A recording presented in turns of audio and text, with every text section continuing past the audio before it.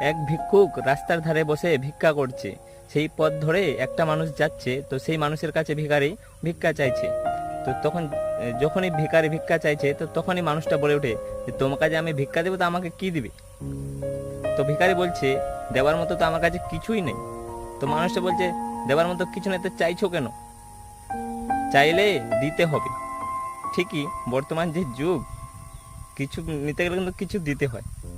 দেখতে পাচ্ছেন কেমন কথা? তো তখন সেই ভিখারি তার কথা মাথা রাগ না করে সে মনে মনে ভাবছে যে কি করা যায়, সত্যি তো কিছু দেওয়া উচিত, তাই না? তো সেই মানুষটা ফুল নিয়ে আসলো। সে ফুলগুলা সেখানে নিয়ে বসলো এবং একটা একটা করে মানুষগুলোকে ফুল দিচ্ছে, আর সে টাকা নিচ্ছে।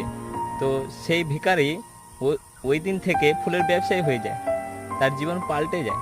তো বন্ধুরা, কিছু কথা শুধু করে রাগ করলেই চলবে না।